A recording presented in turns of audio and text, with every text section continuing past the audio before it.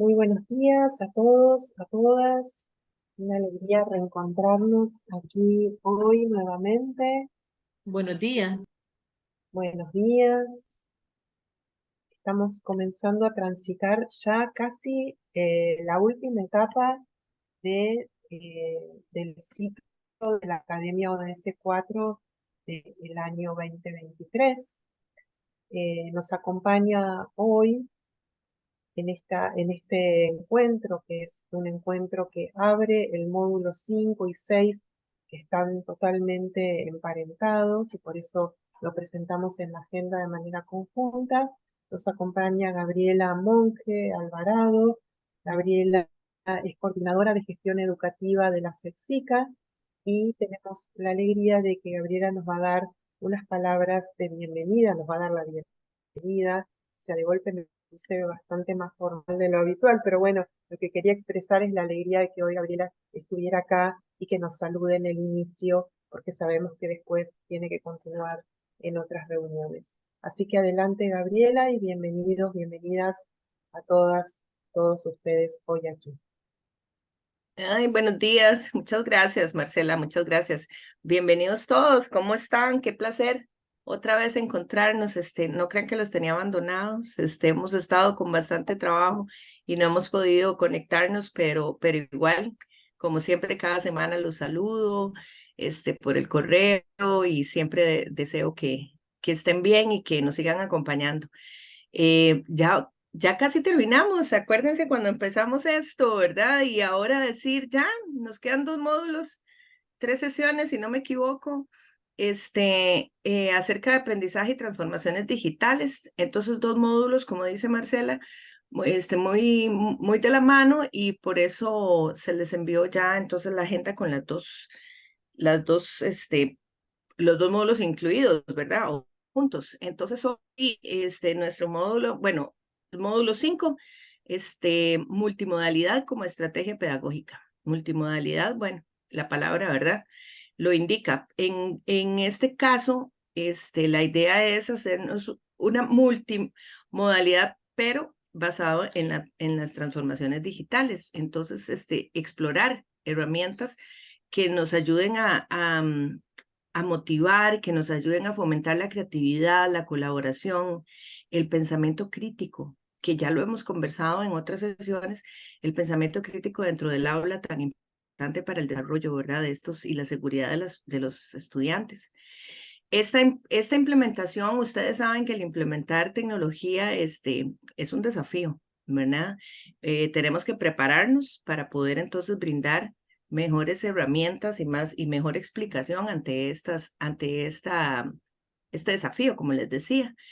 Eh, a partir del desafío, entonces podemos hablar, como mencionábamos en la nota conceptual, privacidad de los datos, ¿verdad? El desarrollo de competencias digitales, que es importantísimo.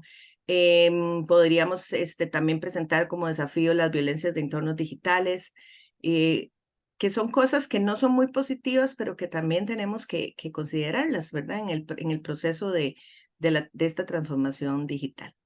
Bueno, entonces, ¿qué buscamos? Empoderarlos, ¿verdad? Empoderarlos con conocimientos y habilidades que los hagan aprovechar estas herramientas, la inteligencia artificial, de tanto que se habla ahora, en lo particular no soy muy tecnológica y estas cosas, hasta de esta manera le dan a uno un poquillo de miedo, no sé si les pasa, pero se ven cosas de inteligencia artificial que realmente ustedes creen que es real y no, ¿verdad?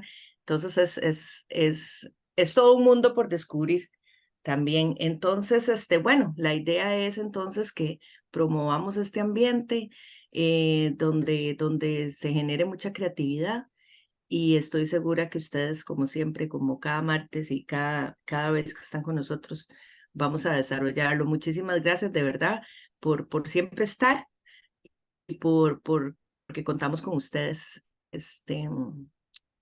Entonces, un abrazo a todos y bienvenidos a nuestro módulo 5, ¿verdad? Acerca de la multimodalidad. No sé si Marcela, pasamos de una vez a la sesión Sí, 2, al momento 2. Entonces, para cansarlos un poquito de mí, como no me han tenido siempre, entonces hoy voy a aprovechar. En nuestro momento 2 tenemos el placer de tener al señor Gonzalo Mili o Migi, o como él bien lo dice, tiene un apellido un tanto, ¿qué?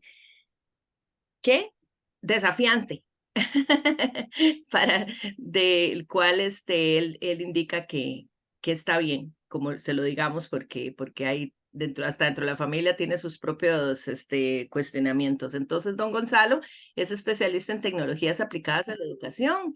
Él trabaja con la oficina Boreal de UNESCO y nos va a brindar una presentación riquísima y entonces es para nosotros un placer, don Gonzalo, tenerlo aquí. Asimismo, en este momento 2 de la sesión vamos a tener un video producido por la señora Mariana Blandón, la cual no puede acompañarnos, pero vamos a trasladar un videito que Marcela y ella estuvieron en un proceso que tuvieron y queremos mostrárselos. Y bueno, obviamente Marcela Brownie, como coordinadora de la función CES, va a estar también en este momento 2. Entonces, toda la atención, el espacio, don Gonzalo, adelante, bienvenido otra vez, muchísimas gracias por atender el llamado y el, el, las pantallas y los micrófonos son suyos, adelante. Bueno, muchas gracias, Gabriela. Buenos días y buenos días a todos. No sé si es buenos días o buenas tardes, pero bueno, aquí ya estoy en buenas tardes. Valgan los saludos de todas maneras y muchas gracias por la invitación. Preparé una pequeña presentación. Espero que todo resulte bien porque a veces la tecnología tiene todos estos momentos. ¿Se ve? Sí, se ve perfecto, tranquilo. Súper bien. Adelante. Bueno, muchas gracias. En pequeño forma de encarar el desafío de la tecnología, siempre pasa por definir, a nuestro modo de ver, una estrategia, tener ciertos elementos estratégicos y en el contexto, desde UNESCO lo que propiciamos es que la innovación, o sea, las tecnologías, fomentan la innovación, pero siempre tenemos que tener en vista al ser humano y en educación, velar porque nuestras intervenciones, nuestras propuestas, nuestros desafíos funcionen con equidad, con calidad y de manera inclusiva. Eso es lo fundamental para nosotros. Estamos muy convencidos también de que la tecnología, pese a algunas disrupciones y algunas cosas que nos den miedo, como decía Gabriela anteriormente, eh, tenemos la plena confianza que la tecnología es un promotor de la buena calidad de educación y esperamos que sirva como una estrategia también para ampliar y fomentar las innovaciones tecnológicas, que es una parte que está muy en boga. También desde la UNESCO tenemos el foco en los grupos más vulnerables, en las personas con discapacidad, a la gente que pertenece a los pueblos originarios y a todas las personas que tienen algunas dificultades. Entonces, esos son nuestros grupos focales. Solo reforzar la idea de que la tecnología para nosotros tiene directa relación con el ser humano y con los desafíos que vienen, porque vemos estos avances tecnológicos que vienen tan rápido, tan acelerados, y muchas veces los podemos cuestionar. Entonces, tener siempre al ser humano y a los grupos que están en forma desventajosa frente a las tecnologías de la sociedad sean también beneficiarias de las cosas.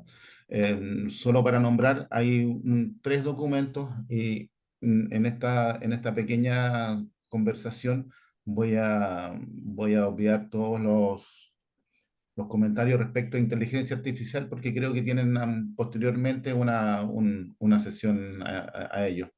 Si no es así, también podemos preparar algún aporte en inteligencia artificial desde la oficina de Santiago. Voy a resaltar tres documentos, todos muy nuevos. La estrategia de la UNESCO sobre la innovación tecnológica en la educación, que es del año 22 y es para el periodo 22-25.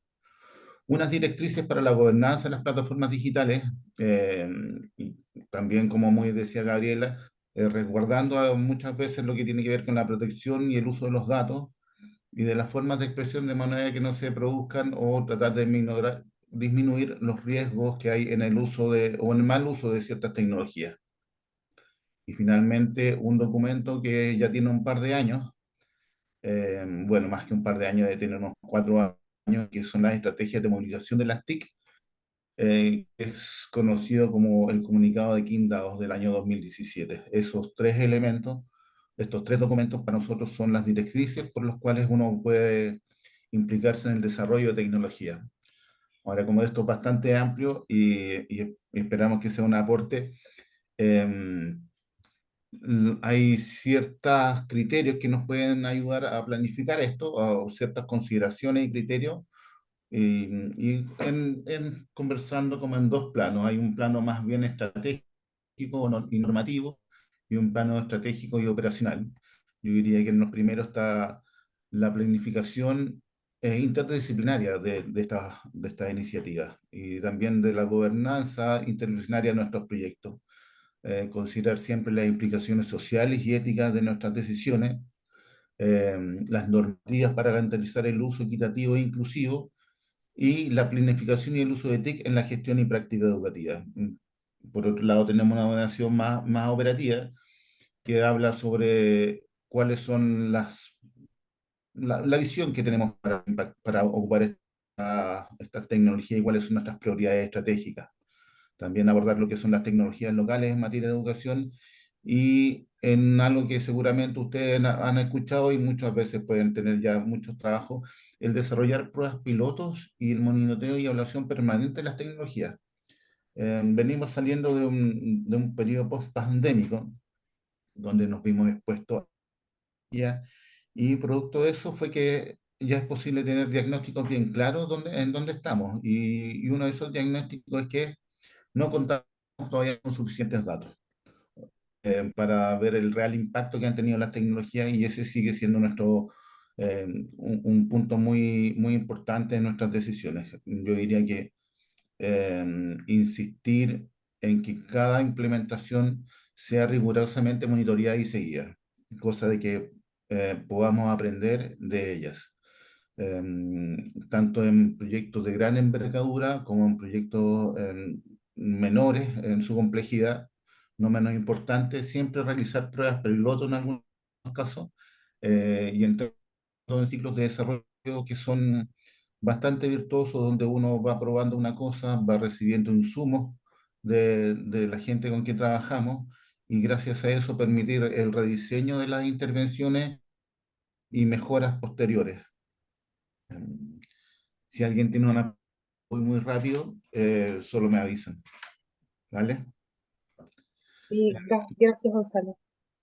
Sí, también me gustaría abordar de una visión de cómo poder implementar las tecnologías. Eh, y para eso hay un instrumento que también está bastante en uso, que es el uso de hojas de ruta. Y la hoja de instrucciones colectiva y colaborativa respecto a dónde queremos ir. Pues, se tienen que considerar las tendencias y los desafíos tecnológicos, las oportunidades, las soluciones, las tecnologías y las acciones capacitantes. Esas son las cosas que se tienen que planificar y ver en el tiempo. Me parece que para en un inicio es muy importante tener esta hoja de ruta. La hoja de ruta nos va a permitir ponernos ciertos desafíos y buscar ciertas soluciones. Em, em, Se pone una hoja de ruta y dice dónde está parado, y dice a dónde quiere llegar. Y implementa y propone ciertas soluciones que pueden dar incluso paso a otras soluciones. Y siempre considerando para ello los recursos, que son los financieros, las regulaciones y las habilidades. Um, Respecto a las tendencias tecnológicas que siempre hay que considerar, voy a rescatar algunos 5 componentes que son la computación en la nube, que son toda la cantidad de servicios cloud que hay en este momento y que es una tendencia que sin duda no va a parar. Está todas las herramientas de inteligencia artificial que permiten no solo revolucionar el campo de la educación, sino que el campo del software va a ser eh, fuertemente impactado por el uso de esta nueva herramienta. La inteligencia artificial es una herramienta más, digamos, pero va a ser una herramienta que viene a pegar incluso en la industria de las tecnologías. Una tendencia bastante importante que se viene en los próximos años, en algunos países ya está siendo implementada, son las redes 5G que van a permitir eh, una conectividad mucho más grande entre los dispositivos. También junto de la mano a esto está la Internet de las Cosas, que va a permitir la conectividad o la conexión de muchos aparatos a Internet. Estuve hace un par de semanas en una charla de una empresa de telecomunicaciones y, y no me pude aprender el nombre o sea, no pude retener el número exacto, pero él hablaba de que en unos 8 años más iban a haber unas 600 millones de dispositivos conectados a Internet. Es tremendo, es tremendo. Y junto con todo eso tenemos desafíos de ciberseguridad sobre la protección de datos y las amenazas que se ven enfrentados a los sistemas informáticos por nuestros amigos hackers que acostumbran a dar algunas sorpresas no tan bienvenidas, sobre todo cuando no están en el aparato público. También no digo que en el privado sea distinto, pero uno tiene ciertas responsabilidades desde el sector público. Bajando un poco al tema de innovación educativa, y alejándose un poco ya de lo que es UNESCO, la innovación tecnológica o la innovación en educación mediante tecnología, me gusta presentarla en base a los procesos que ocurren en la escuela.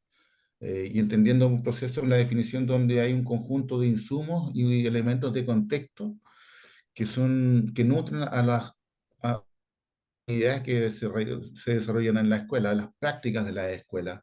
En eso tenemos procesos pedagógicos, los procesos de cultura y los de convivencia. Y en un proceso, claro, junto con las variables de contexto y los insumos y los procesos mismos, tenemos productos de salida. Y estos son los aprendizajes de los alumnos y las características socioemocionales de esto. Entonces, tratando de profundizar o bajar la mirada desde los elementos estratégicos a los elementos de cómo incorporar tecnologías educativas, me gusta siempre mirarlo a través de los procesos organizacionales que hay en la gestión escolar.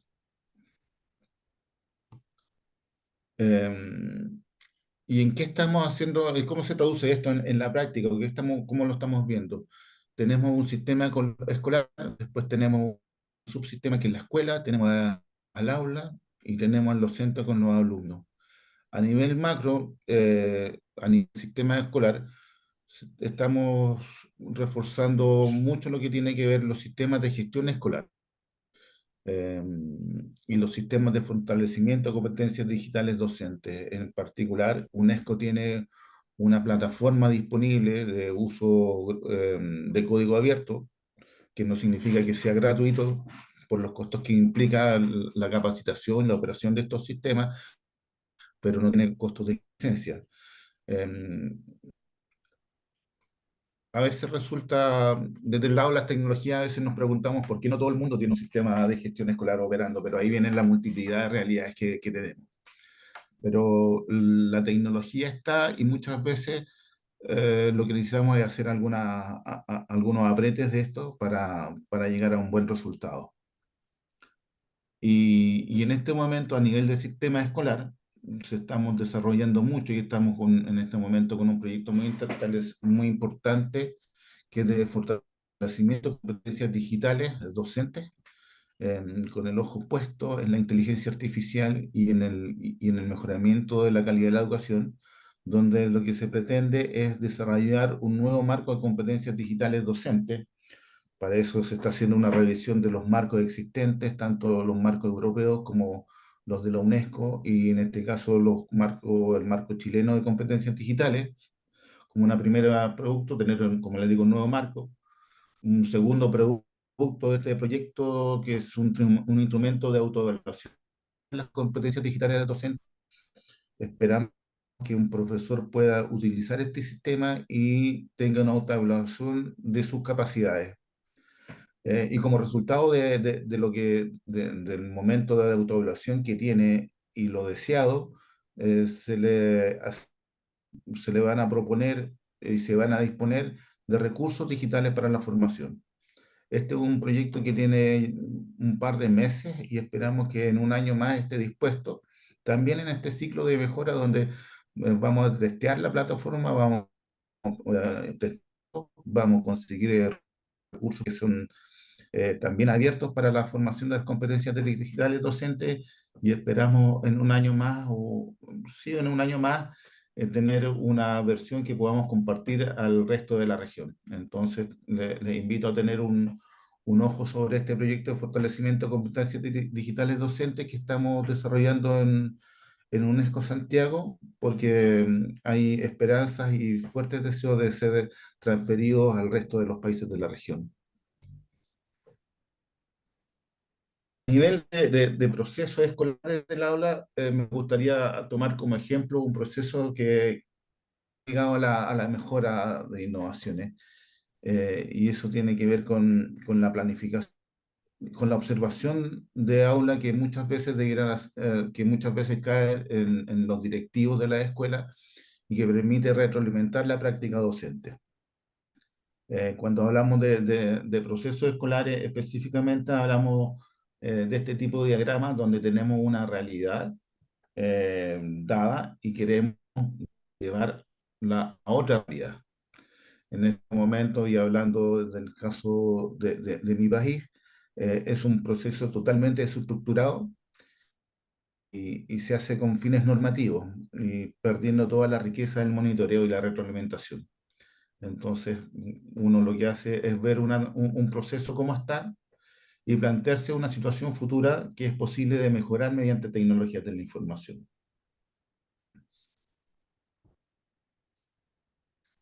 Estos proyectos generalmente siguen una lógica de desarrollo.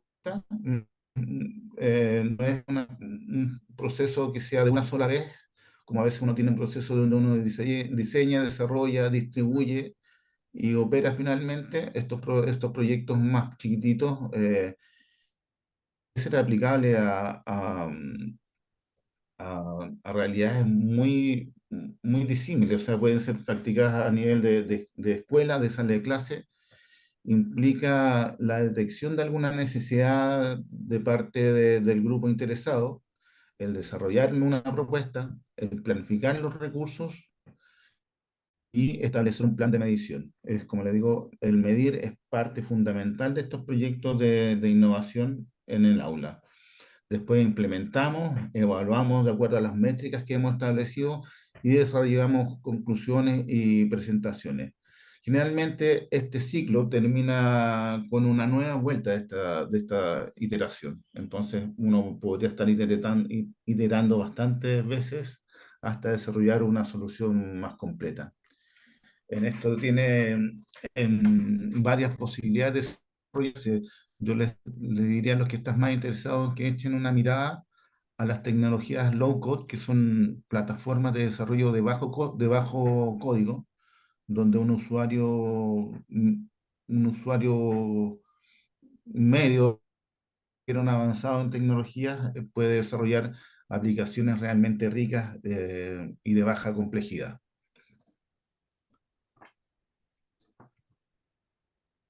Ahora, ¿qué esperamos? ¿Cuáles pueden ser los resultados en esto? Y esto me estoy aprovechando de una metodología que se llama de la agilidad de implementación, que cuando uno implementa, uno tiene ciertos deseos, pero al poco tiempo y dados los ajustes que hay que hacer y las expectativas de cambio y la gestión del cambio, muchas veces tenemos al poco tiempo de implementar las innovaciones, tenemos una baja en las expectativas y unas bajas en los usos.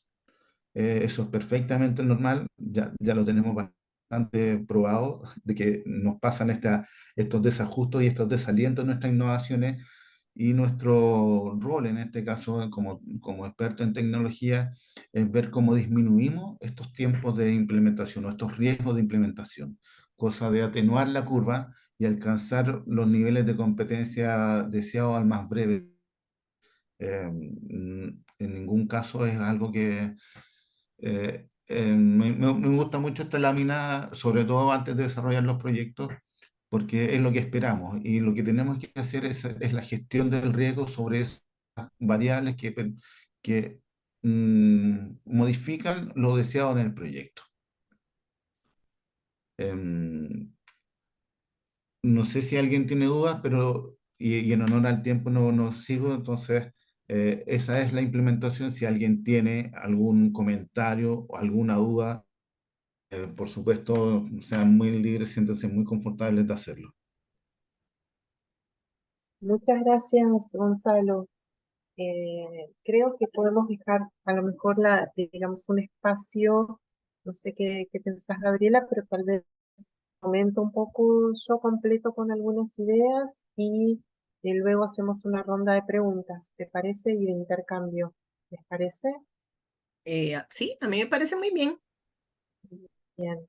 Bueno, muchas gracias, Dale. Gonzalo, una alegría que estés aquí y que hayas traído estos aportes y esta experiencia y también de alguna manera un caso real y concreto del caso chileno. Eh, Esto nos parece súper importante porque justamente esto de alguna manera se va constituyendo este espacio como una comunidad de prácticas desde donde también intercambiamos y proponemos, realizamos recomendaciones y entonces es importante también tener casos inspiradores y también a veces lo que inspira no es solamente lo que sale bien, sino lo que todavía no nos sale o que lo que salió mal y no queremos repetirlo. Yo me voy a centrar un poco, porque ya todos me conocen, nos vemos semanalmente, ya casi somos como una familia ampliada. Mi experiencia no es del mundo digital, sino desde la pedagogía y desde las políticas públicas, las políticas educativas. Eh, entonces, es desde esa mirada que me gustaría traerlo y también voy a traer algunas experiencias, ya que en este momento, junto con la UNESCO, y también en el caso salvadoreño, en El Salvador, estamos empezando a diseñar y desarrollar algunas cuestiones que tienen que ver con la aplicación de las tecnologías y con el desarrollo de la ciudadanía digital. Entonces, como algunas cosas nos vamos a superponer y por ahí puede ser como una cosa dialogada, ya que hoy somos dos personas, eh, arrancar un poco por este concepto de la ciudadanía, ¿no? Digamos, y en un concepto de ciudadanía que nosotros, como sabemos, la ciudadanía reconoce a las personas desde el lugar de los derechos y desde el nacimiento y a lo largo de la vida. Y estos derechos son de distinta índole, son de políticos, económicos y sociales.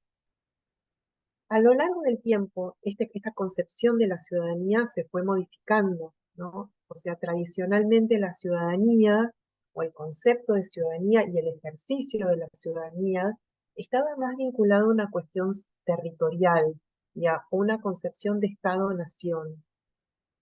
Esto hoy, esta definición, realmente no nos está alcanzando por varias razones. Una, respecto a las grandes movilizaciones humanas, ¿no? Hoy sabemos que la movilidad humana es uno de los grandes desafíos que nos tiene como comunidad, también como diseñadores de política pública y en particular al sector de la educación porque impacta profundamente. Entonces, esta movilidad que a veces es elegida y a veces no, mayoritariamente, y la que más nos preocupa, es la movilidad no elegida. ¿Por qué no elegida? Porque es producto de las crisis humanitarias, producto de las crisis climáticas, de las emergencias, ya sea producto de esto de terremotos, o sea, producto de la crisis climática, o por crisis económicas, o por cuestiones de crisis de gobernanza. También esto sucede, ¿no?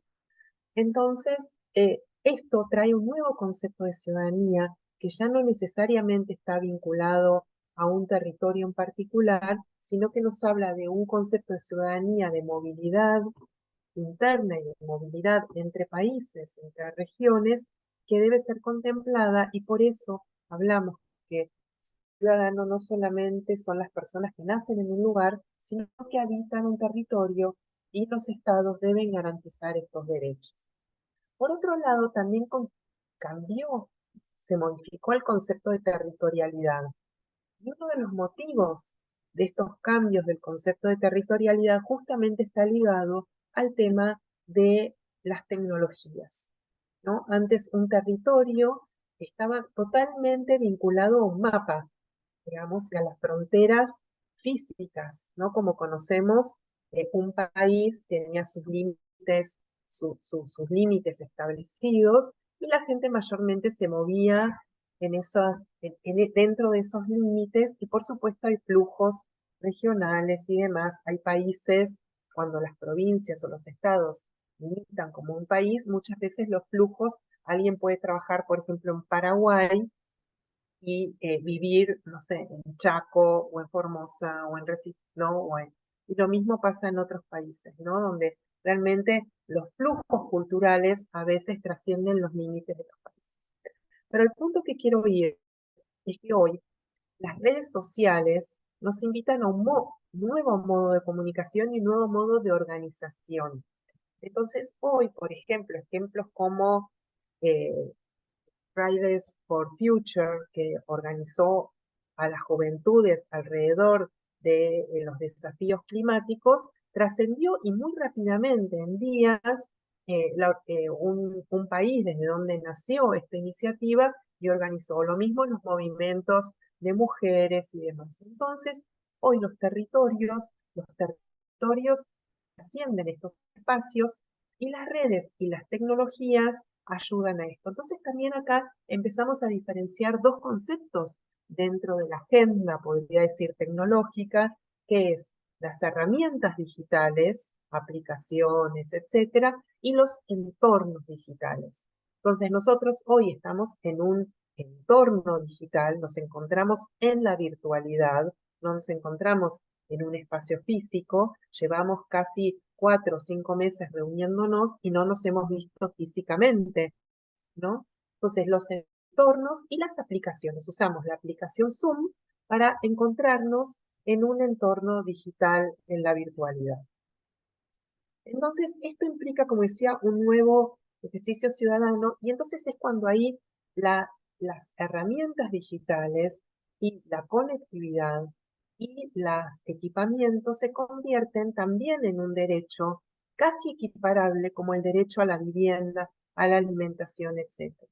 Y de alguna manera condicionan el ejercicio ciudadano, ya que muchos de los modos de ser y estar en el mundo se dan en los entornos virtuales. Por ejemplo, es muy habitual hoy que uno para tramitar una pensión, que es un derecho ciudadano, deba hacerlo a través de plataformas digitales, que para votar en algunos casos también lo tenga que hacer, que para tomar un turno de salud también lo tenga que hacer, para hacer un trámite educativo, para inscribir a un hijo o hija a la escuela, lo haga en forma digital, con lo cual, por eso decimos que esto de alguna manera, el acceso a estos bienes y servicios ya son un derecho porque condicionan la participación y el derecho, digamos, están encadenados y generan condicionamientos, interseccionalidad con una multiplicidad de derechos, por eso los ODS también lo toman en particular en los múltiples, por ejemplo en el 5, en el 4, etcétera, pero el acceso a la conectividad llamativamente y no llamativamente se encuentra también en el ODS 17, que es el de alianzas inclusivas, ¿no? Es el que habla de la interseccionalidad, la interrelacionalidad, la intersectorialidad.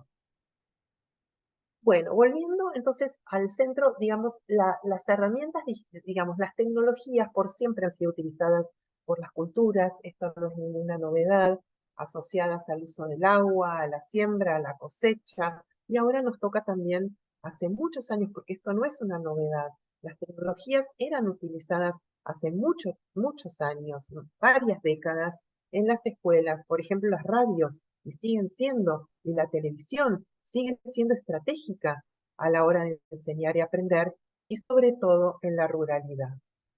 Y usamos también distintas herramientas de la inteligencia artificial, aunque no lo hayamos nombrado de esa manera, como puede ser el Excel, como puede ser la calculadora, ¿no? Entonces, venimos utilizando. Ahora, el gran desafío creo que tiene que ver con la escala de su uso y con la centralidad que se le ha dado. Y en este sentido, quienes trabajamos en educación sabemos que ninguna herramienta es válida de forma aislada, que ninguna herramienta por sí misma y en sí misma y utilizada de única manera va a generar los resultados que queremos y de ninguna manera tampoco va a generar milagros.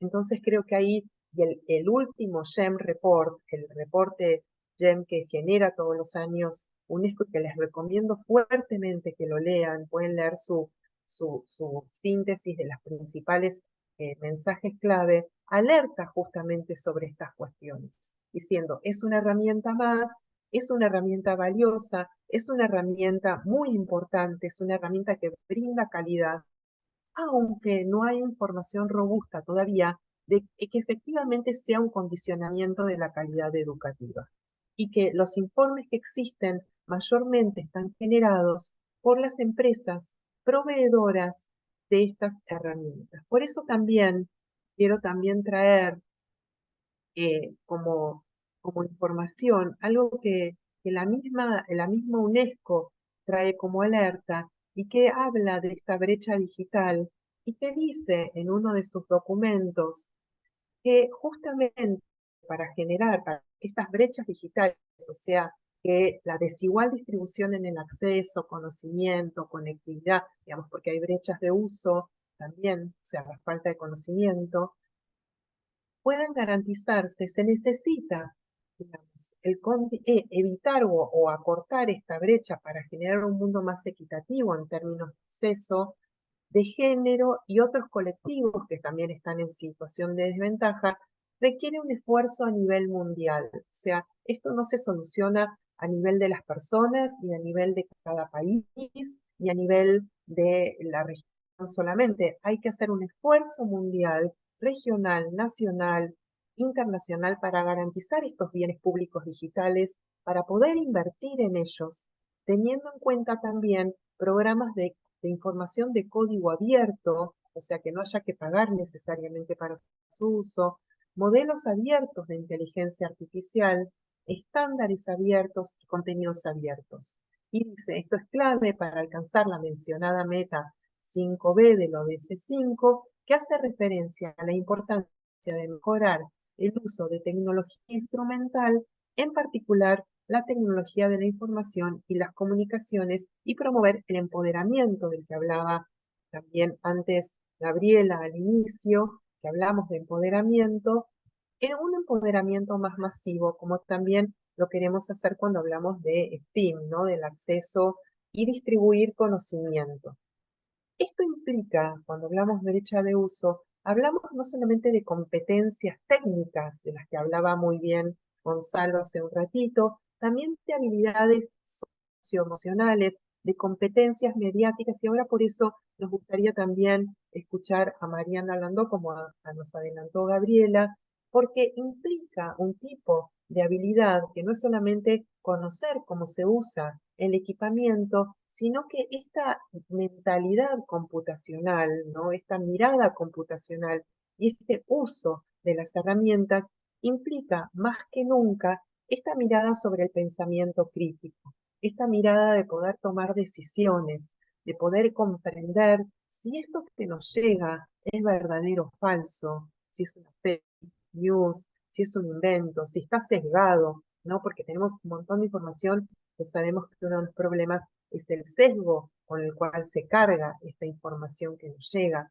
Si estamos adentro de una burbuja informática y nos llega un tipo de información y otra, ¿no? Nos quedamos por fuera y no accedemos porque quienes deciden son los algoritmos. Entonces, si querés, Mica, no sé si tenemos en puerta este video de Mariana, escuchamos esto y luego seguimos.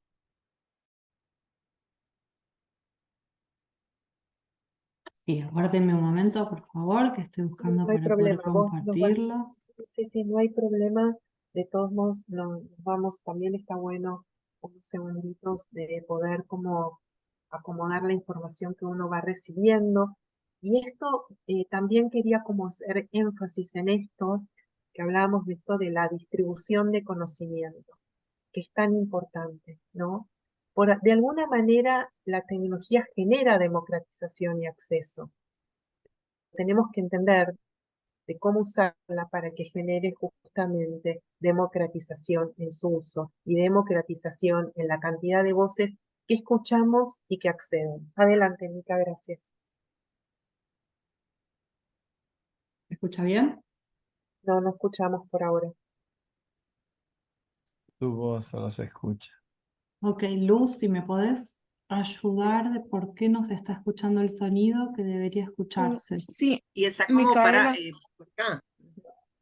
al compartir aparece una opción abajo, al compartir pantalla, en donde le dice que si quiere con sonido. Ajá, a ver, no me está apareciendo. Voy a volver a intentar. Vamos Ajá, a volver a correcto. intentar. Ah, ya lo encontré. Gracias, Luz. Perfecto. Ahora sí. Vamos a retroceder hasta el comienzo. Hola, ¿cómo están? En este video vamos a presentar algunos temas relevantes de la vida social y educativa actual, en los que la alfabetización mediática e informacional, a mí, nos puede dar pistas sobre cómo trabajarlos en las aulas. AMI incluye una variada gama de temas. Algunos de ellos son los vinculados con la educación para la ciudadanía digital, el derecho a la comunicación, la atención a problemáticas crecientes como la desinformación, la información malintencionada, las noticias falsas, los discursos excluyentes, de odio, extremistas y otros. También el desarrollo de estrategias para asegurar el derecho a la privacidad, todo lo vinculado a la huella digital, etc. Algunos temas de AMI tienen ya una larga historia y son parte de los diseños curriculares de varios de nuestros países, como por ejemplo el análisis crítico de noticias, la búsqueda de diferentes fuentes de información, el chequeo para comprobar la veracidad de los datos, etc.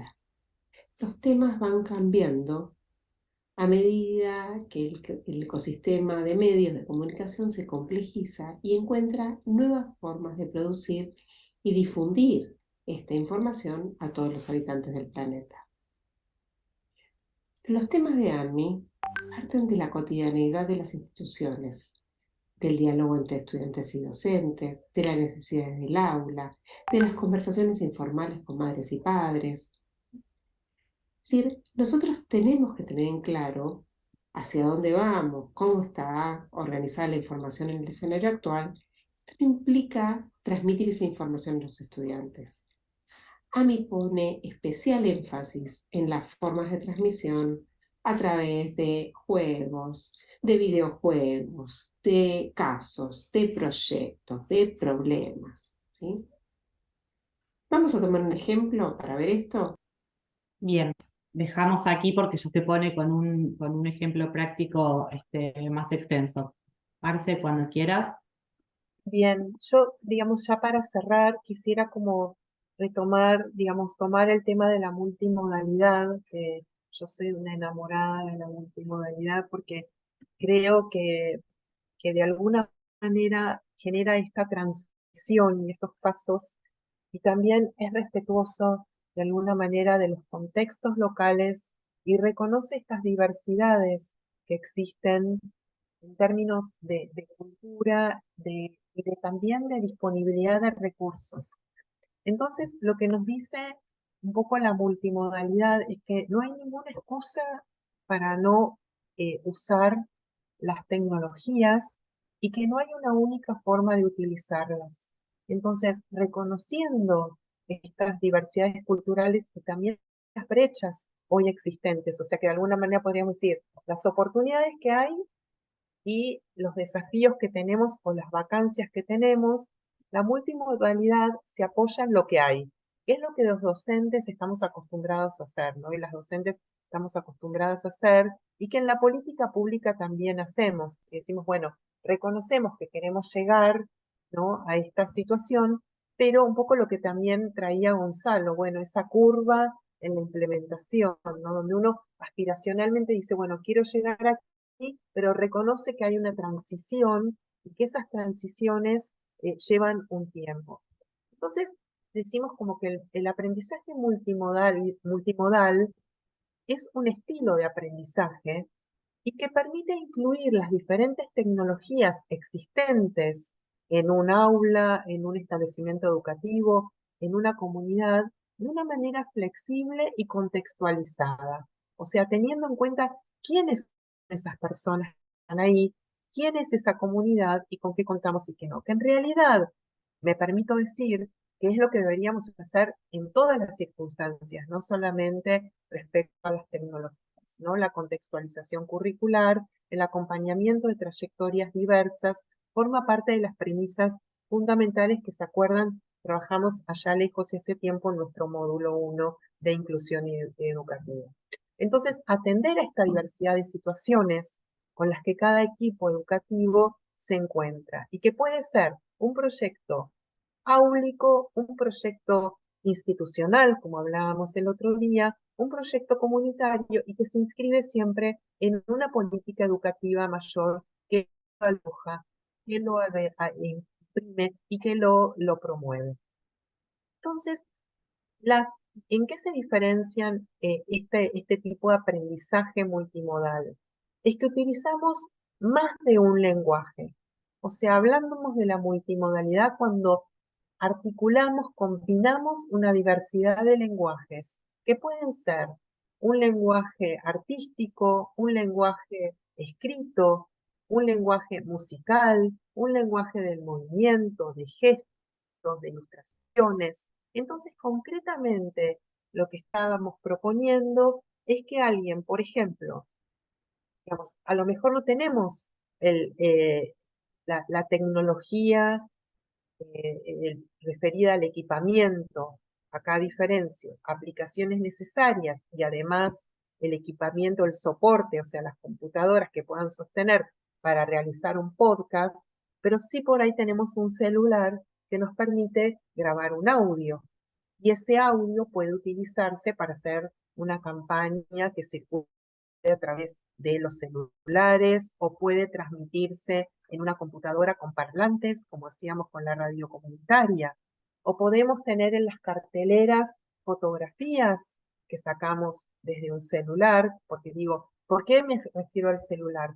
Porque el celular es la herramienta tecnológica más universal al día de hoy, ¿no? Por supuesto, los países tienen políticas de distribución de equipamiento, a veces individual, a veces en esos carritos que existen a nivel de los establecimientos, pero sabemos que los celulares es el equipamiento más universal, el más flexible, por supuesto tiene sus limitaciones a la hora de producir. Y esto es una de las cosas que no hablé y que también la multimodalidad es un gran promotor. La multimodalidad lo que hace es justamente permite apropiarse fuertemente y ubicar a las personas, al estudiantado y a los equipos docentes en un lugar de sujetos activos productores de conocimiento.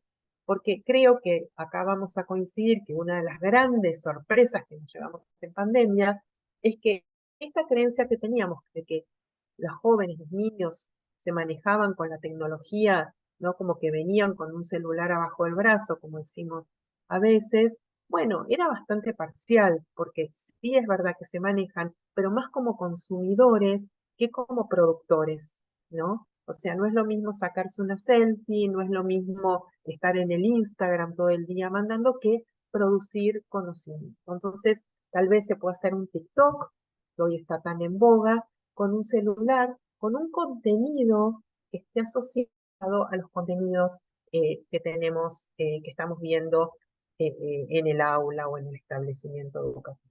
Sacar carteleras, hacer fotos, o sea, hay una cantidad de ideas y de proyectos que se pueden producir asociando herramientas, como decía, artísticas y demás. Se pueden hacer grabaciones con el celular. Hoy el celular concentra una cantidad de servicios que antes teníamos distribuidos. Antes necesitábamos un grabador para grabar, aparte de tener un reloj o aparte de tener un teléfono.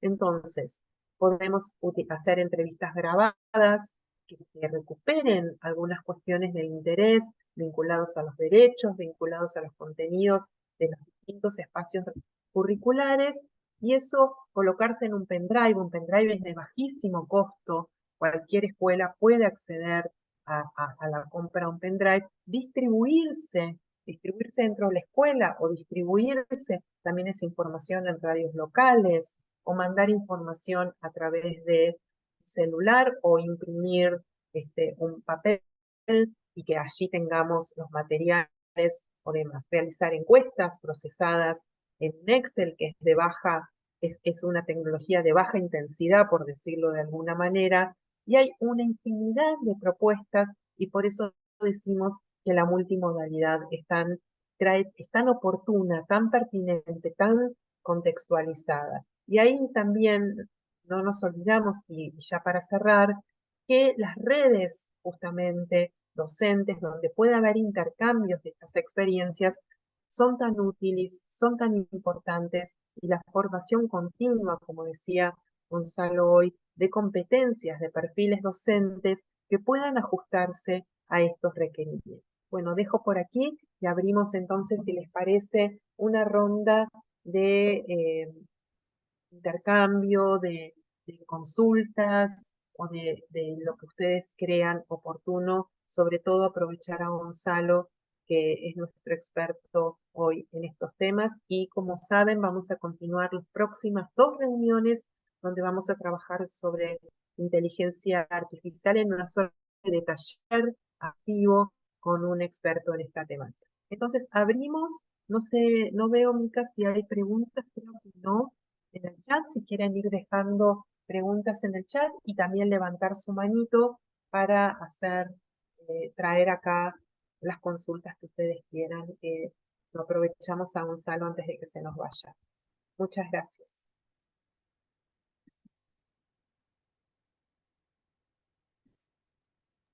Ahí tenemos una mano levantada, Darío, adelante.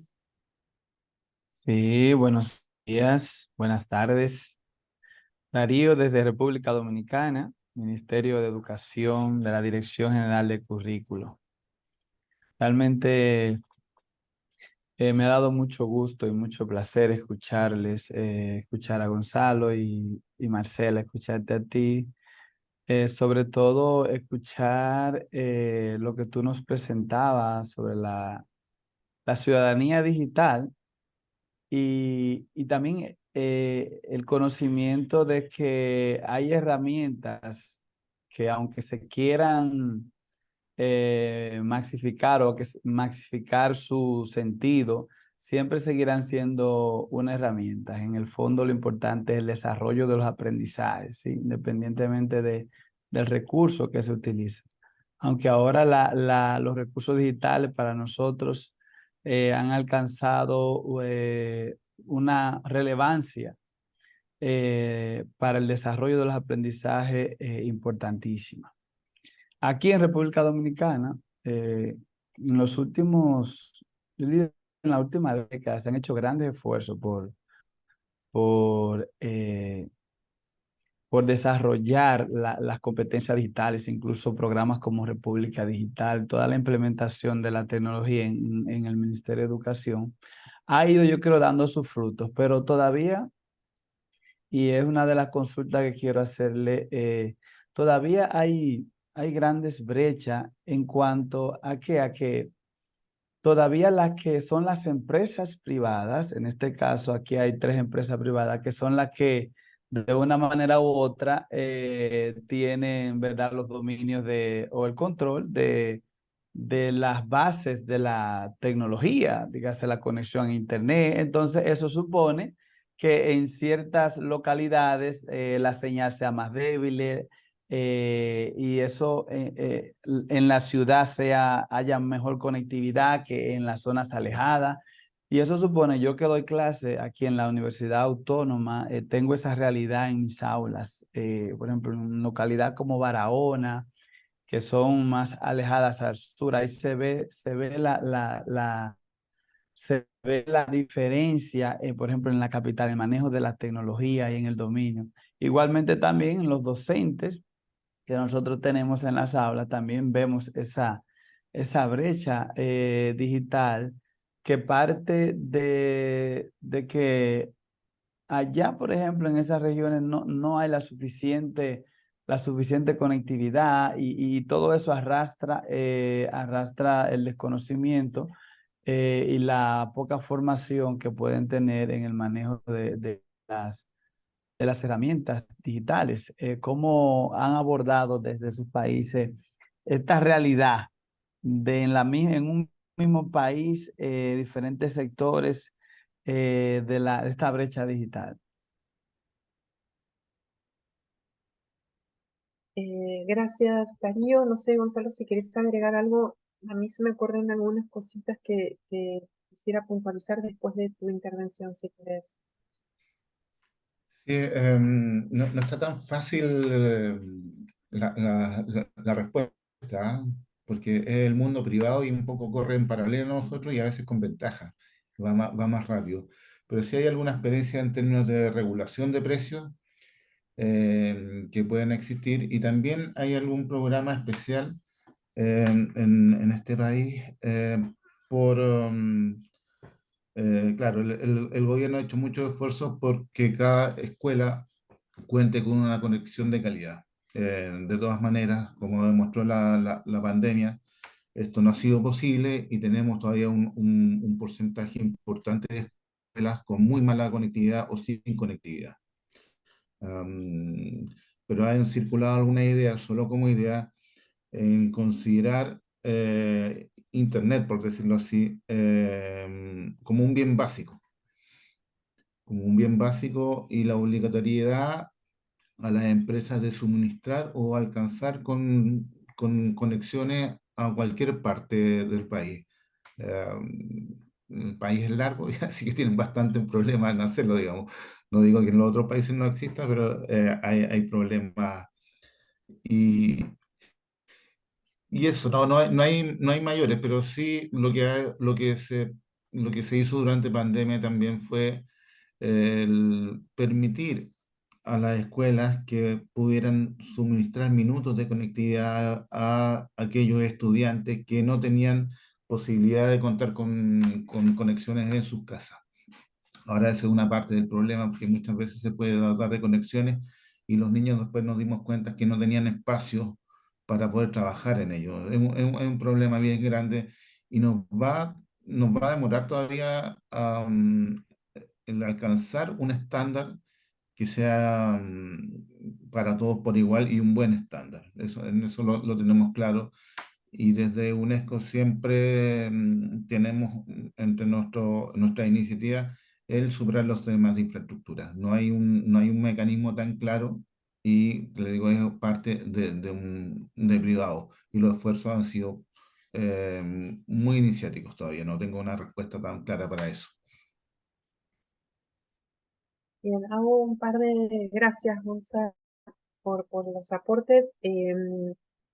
Voy a hacer como aportes de distinta índole. Por un lado, tomar tu primera parte que traías, Darío, que es respecto a esto de la diversidad, la contextualización y demás. Recuperar un poco esto de que no hay una única herramienta, digamos, hay que utilizar la mejor herramienta para cada situación. Y a veces es la tecnológica y a veces no lo es. Y también a veces, digamos, tiene que ver con el grupo de edad. Mi punto de vista es que las primeras infancias, la tecnología no debería ser la herramienta priorizada. Es una edad en que se necesita básicamente tener contacto con otro tipo de elementos, con un juego libre, físico, con materiales nobles, no sé, tierra, agua, juguetes, etc. Estamos teniendo, ya se han detectado, ya no es un tema de lo que a uno le parece o no le parece, muchos problemas físicos y de salud mental vinculados al exceso en el uso de las tecnologías, algunos vinculados a la imposibilidad de concentrarse, etcétera, etcétera. Y bueno, sabemos que a veces en un aula tenemos estudiantes, jóvenes, niños que no pueden estar sentados todo el tiempo, entonces necesitamos también esto, ¿no? De generar actividades que sean más motrices o momentos de juego libre, momentos de deporte y recreación, momentos de concentración.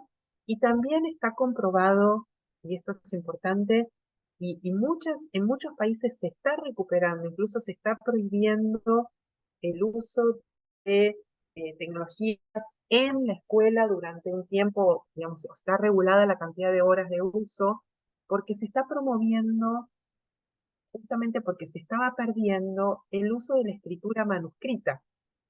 Que la escritura tiene un sentido y también tiene efectos neuronales, ¿no? El uso y el no uso. Dicho esto, digamos, porque es un tema que abre un montón supongo, de debates y conversaciones, pero bueno, para dejarlo aquí asentado. En segundo lugar, hablábamos, también lo subrayaba Gonzalo recién, y lo decía yo, en muchos países la pandemia generó el aceleramiento de normativas vinculadas, y bueno, tenemos acá colegas de Parlacen, que también por ahí pueden ayudar, muchas normativas vinculadas justamente a la declaración de la conectividad como bien público, ¿no? Entonces, por supuesto, esto no garantiza, pero sí promueve, porque también el agua es un bien público y hoy el agua potable y el acceso al agua potable no está resuelto en el mundo. Pero bueno, tracciona, orienta y obliga, con lo cual también es importante. Hablamos también de programas de código de uso abierto, digamos, no puede haber solamente que el acceso a conocimiento o que solamente tengamos herramientas digitales que sean solamente pagas. Entonces necesitamos herramientas, aplicaciones, tecnologías de uso y de código abierto. Esto es muy importante. Por supuesto también, no me nombré, pero, la normativa vinculada a los datos privados, que está totalmente también desregularizado, y también está desregularizado todo lo que, el tema del uso de algoritmos y todo lo que circula, digamos, como no hay normativas en la mayoría de los países, quienes regulan son los dueños de las redes sociales. Y esto es muy importante también que podamos incidir en esta regulación. Por último, hay muchas experiencias, yo tengo presente la de mi país, que es Argentina, donde vivo, pero en otros países donde trabajo. Se generó en la pandemia, y creo que esto continuó, digamos, porque la pandemia aceleró, que estaba el acceso a plataformas digitales abiertas, algunas propias de los ministerios de educación, con contenidos educativos de acceso libre. Por ejemplo, uno podía acceder a plataformas que terminaban con .ar en Argentina y que eran de acceso gratuito, o sea, no necesitaba tener datos, ¿no?, para conectarme y acceder a esos contenidos. Eso es muy importante. Y también existían y siguen existiendo lo que se llaman tarifas sociales, o sea, en barrios de donde vive población de bajos recursos económicos, de sectores populares, la tarifa de conectividad es diferenciada. Y esto también es importante, justamente porque se reconoce que es un derecho, ¿no? Entonces, todo esto es bien importante. El último punto, y ya para darle lugar a Susana, el punto es justamente uno de los temas que, que se ocasionaron es, y que vos traías, Darío, muy bien, que es que las empresas deberían generar esta conectividad, lo traía Gonzalo, porque es un bien público, pero no todas las empresas les interesa llegar a los lugares que no tienen rédito económico. Por ejemplo, en la ruralidad, donde vos tenés dispersión, ¿no?, de la población, entonces eso no genera rédito, o que es más cara la conectividad. Hay un estudio que hizo UNICEF en Argentina, no conozco si en otros lugares, de los tipos de conectividad que se pueden usar, porque digamos, no soy especialista, pero hay lugares que la fibra óptica es útil es más económica en términos de proveer conectividad, en otros usa Globo, en otros, etcétera. O sea, hay una diferente cantidad de recursos, está costeado eso, y también hay que pensar en el mantenimiento, porque no es solamente un impulso de única vez, sino que esto requiere un mantenimiento. Bueno, hasta acá llego, y Susana, creo que tenías una manito levantada, me pareció, pero ahora no la veo. Gracias.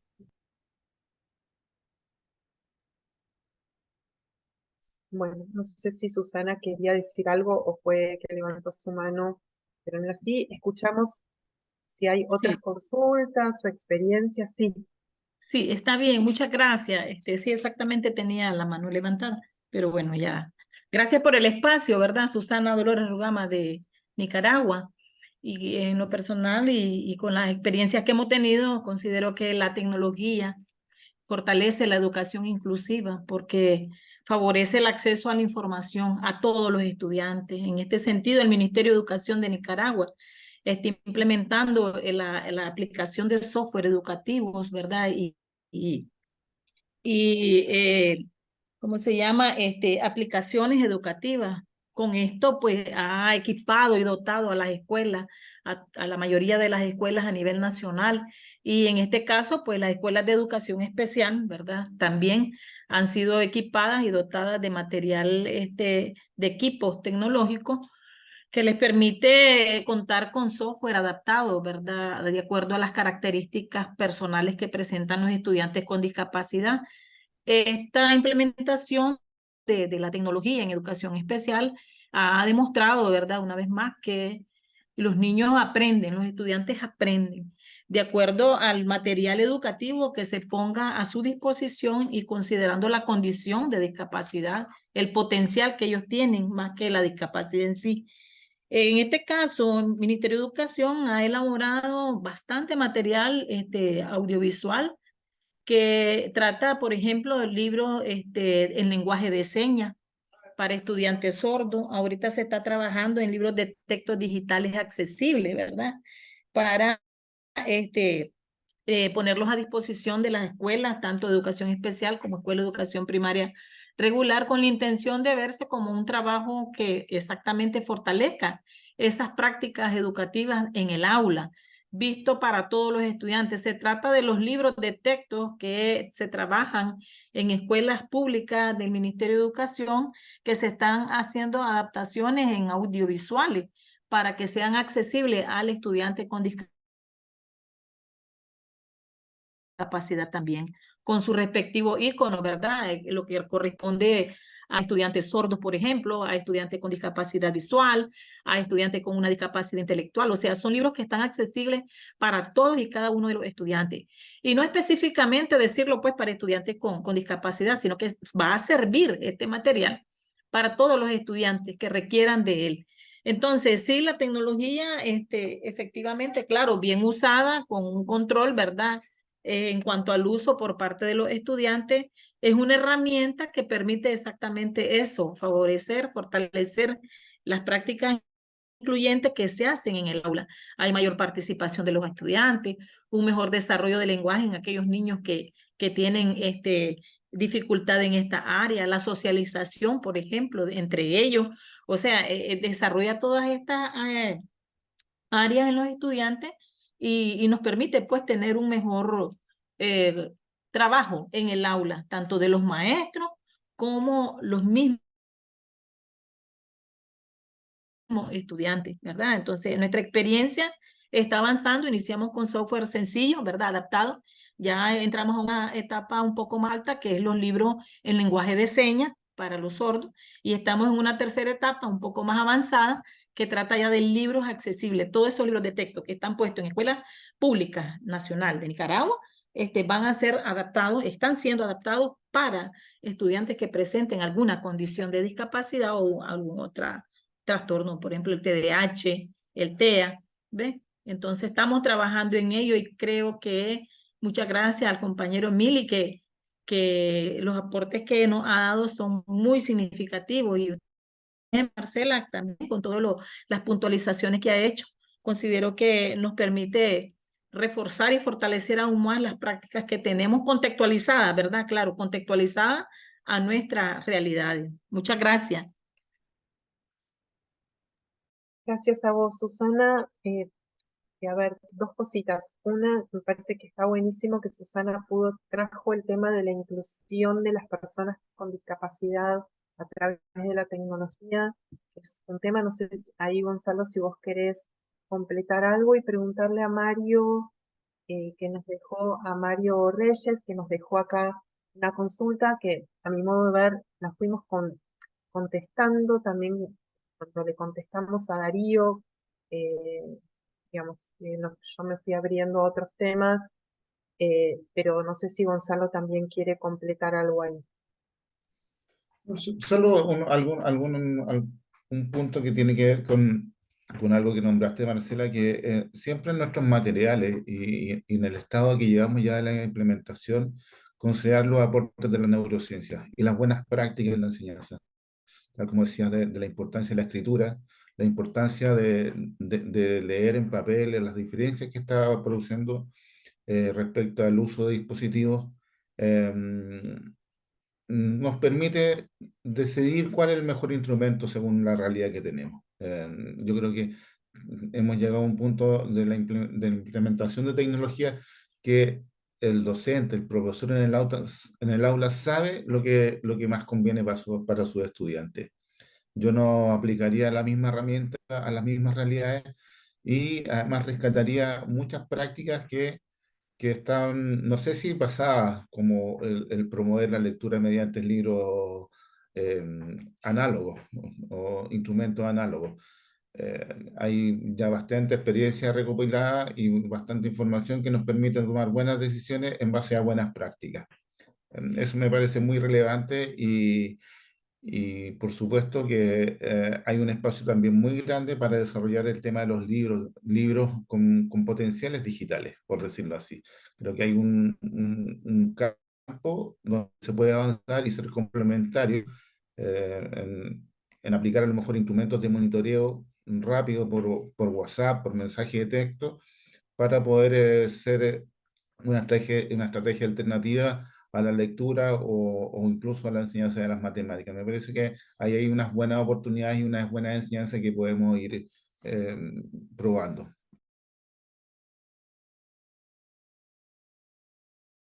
Bien, excelente. Entonces, no sé, Mario, si te quedó como alguna duda o demás, si no, vemos si hay otras preguntas por aquí. Y ya si no, daríamos cierre a este momento, si no hay más consultas o aportes. Eh, No, está bien, muchas gracias. no, a vos, Mario. Y bueno, creo que esto también es uno de los temas que tiene un desafío importante a nivel de la normativa y realmente valoramos muchísimo no solamente que la academia esté impulsada en su coordinación por Parlacen, sino también la presencia constante a lo largo de los módulos de distintas personas que representan al Parlamento, ¿no? Entonces, agradecemos que hoy esté Julia Flores, agradecemos también que esté César, sabemos que siempre nos acompaña también Selvin, así que nos parece muy, muy importante esto, casi que amerita, digamos, una conversación particular en el sentido, bueno, cuál es la normativa existente en la región, qué es lo que vemos posible, viable, digamos, que se puede impulsar, y estoy segura que para UNESCO también esto es de suma interés, ¿no? Así que, bueno, si no hay más preguntas, comentarios, aportes, daríamos por finalizado este momento, dejándolo en libertad a Gonzalo y agradeciéndole infinito su participación acá y bueno, su compromiso y todos sus aportes. Te vamos a pedir, Gonzalo, si nos podés compartir luego la presentación en PowerPoint que hiciste para nosotros compartimos todos los materiales siempre con los participantes, pues también hay mucha gente que por ahí hoy no pudo asistir. Queremos también reforzar. Luz, ¿querías decir algo? La No, solo la foto, fotografía antes de que... Sí, Lucecita, gracias. Eh, bueno, ahí gracias Luz. Entonces sí, me estaba olvidando. Nosotros antes que se vaya entonces Gonzalo sacamos la foto, eh, que es el registro de que esto efectivamente ocurrió. Es la huella, no hablamos de las huellas digitales, creo, pero bueno, es la huella que nosotros dejamos, de que esto efectivamente dejó. Cuídense las huellas que dejan en los entornos digitales, que es un modo de cuidar también la privacidad y cuidar sus hijos e hijas, ¿no? Hoy uno dice, no, el nene está en el cuarto, está tranquilo, está en casa en el cuarto y el nene está en Japón, adentro del cuarto, hablando con, con personas que no sabemos quiénes son. Así que no para entrar en terror, pero sí para cuidarse. Muy bien, volvemos a la foto. Entonces, Bien, vamos a dar unos segundos mientras abren las cámaras y a la cuenta de 3, por favor sonrían. 1, 2, esperen, solo, bueno, ahí.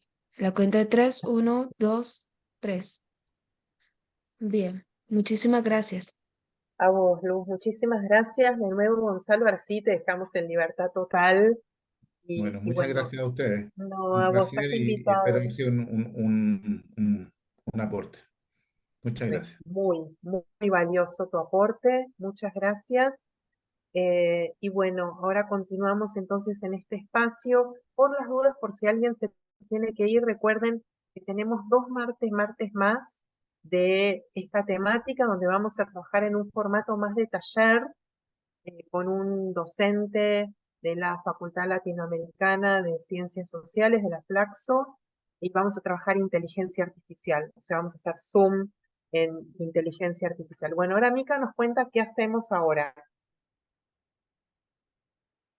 Bien, gracias, Marce. Bueno, en el día de hoy vamos a cambiar un poco el formato de trabajo y nos vamos a dividir en dos grupos, en dos salas. En una va a estar acompañando Marcela y en otra voy a estar acompañando yo. Y cada grupo va a trabajar en torno a la reflexión sobre una pregunta junto con un material de apoyo que va a servir de disparador para la discusión, el intercambio, la reflexión. Así que lo que les vamos a pedir, vamos a tener aproximadamente unos 30 minutos para estas conversaciones en sus grupos, quizás un poquito menos. Lo que les vamos a pedir es que intentemos, cuando estemos llegando al final del tiempo, tratar de entre todos llegar a una síntesis o a una conclusión de lo conversado para poder después compartirnos cuando retornemos del espacio de los grupos, ¿sí? Así que bueno, ahora yo voy a iniciar las salas. Les pido por favor que si les aparece algún cartel para aceptar el ingreso a sala, le digan que sí. Y bueno, nos vemos en las salas. Gracias, Mica.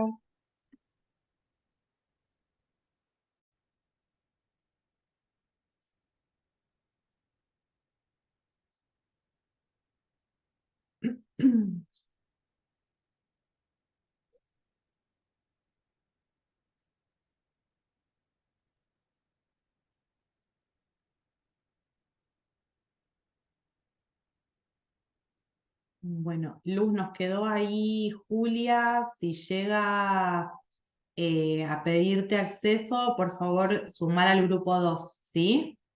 Perfecto, perfecto, Micaela. Gracias.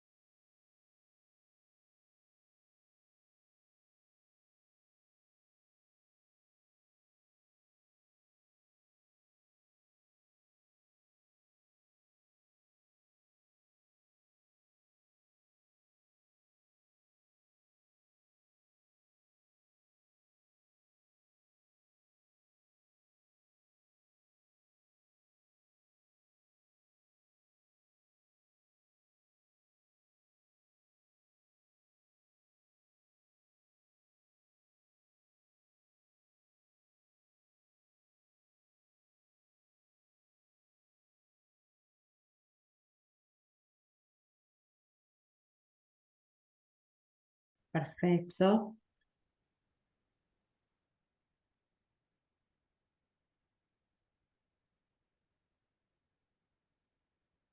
Bueno, no la veo a Marcela y creo que nos faltan algunos participantes. Luz, ¿podés ver si nos quedaron en el limbo hablando del internet, de la ciudadanía digital? Ahí están llegando, ahí se van sumando. Ahí está, ahí estamos llegando todos y todas.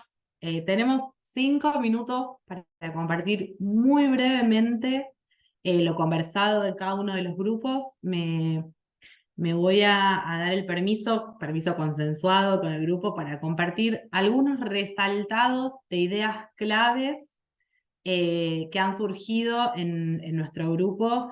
Para el otro grupo les contamos que nuestra pregunta disparadora del intercambio fue: ¿cuál es la relación entre derechos humanos, derecho a la educación y ciudadanía digital? Y lo que voy a hacer es tirar algunas ideas que fuimos resaltando a partir de las intervenciones que se dieron. La primera es que todo ser humano necesita socializar, mantenerse informado, comunicarse, actualizarse de manera constante, y ahí se da un encuentro entre los tres conceptos. Por otro lado, es un derecho humano, pero habría que sumarle que debe ser de calidad y mejorar la accesibilidad, hablando del Internet y de las plataformas para la ciudadanía digital, y que es necesario que los jóvenes tengan herramientas para poder filtrar la información. Por otro lado, ahí aparecía el concepto de cómo es necesario la educación para salir de la pobreza, y que sin eso no se puede comenzar a hablar de derechos humanos. Después compartía otra de los compañeros que la educación en línea debe cumplir con los principios de igualdad, privacidad y acceso a la información, y debe empoderar a las personas para participar activamente en la sociedad digital, respetando y promoviendo los derechos humanos. Después aparecía la necesidad de repensar cómo nos relacionamos y tener en cuenta que tiene que existir el respeto a los derechos humanos y la premisa del bienestar en el marco del crecimiento y el desarrollo. Después hablábamos de cómo la cercanía a las tecnologías no es solamente el acceso, sino también la apropiación en el uso.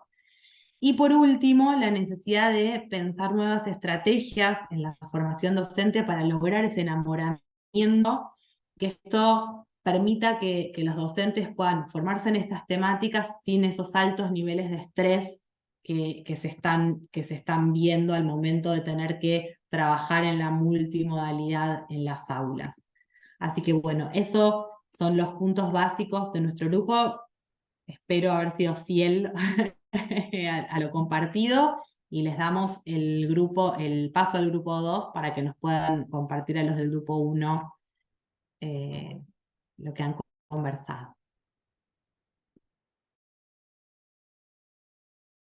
Marta, estás Micrófono, sí, muteada, ahí está. Ya, muchas En nuestro caso va a presentar Darío, eso era lo que quería decir. Así que ahí Darío, delante, todo tuyo. Muchas gracias, Marcela. Gracias, Micaela. Bueno, fuimos anotando algunas ideas en torno a nuestra pregunta lanza de cómo se pueden aprovechar de mejor manera los enfoques multimodales en los entornos educativos. Entendíamos que estos enfoques vinieron realmente a resolver situaciones y problemas que acarrean en muchos países la misma educación, de que pueda ser realmente una educación inclusiva y que llegue a todos, sobre todo a los grupos más vulnerables, grupos o colectivos que han sido muchas veces relegados, entonces a un segundo plano, sobre todo vilipendiando en muchos casos sus derechos. En este sentido, los enfoques multimodales, anotábamos nosotros, que son elementos clave muy importantes para responder a esa problemática, donde decíamos que toman en cuenta pues una variedad, la variedad y la inclusión, donde los estudiantes que dentro del enfoque son los propios constructores de sus aprendizajes. Igualmente en este enfoque se se prioriza la creación de recursos como infografía, videos, audios, y sobre todo se planteó la idea de un aprendizaje activo e interactivo, que la educación en estos enfoques parte de este activismo e interactividad que se dan en consonancia con el desarrollo de proyectos donde las tecnologías tienen un papel importante como recursos que median en experiencia, como lo es en el caso de Argentina, que hay experiencias que dan cuenta de cómo esta modalidad, este enfoque, ha respondido a situaciones donde faltan docentes, no llegan a zonas rurales, problemas para cubrir una deficiencia a partir de módulos donde van cursando diferentes tutores que, aprovechando esos módulos que se generan, pues permiten llevar la educación, la enseñanza a esos grupos mediados por la tecnología. Muchas veces no con alta conectividad, donde también se ha prescindido de ella en esta experiencia. Pero también resaltábamos la idea de la creación de herramientas en esta modalidad, como los podcasts, parlantes, audio. También resaltamos la experiencia de las teleclases en el Uruguay, aquí en República Dominicana, igual a la radio como Radio Santa María, y otras modalidades que por cuestión de tiempo, pues, o otras formas, como se ha manifestado y cómo este enfoque multimodal ha venido realmente a resolver situaciones y problemas y a poner de manera más diáfana el cumplimiento de este derecho educativo al que tenemos todos y todas. Muchas gracias.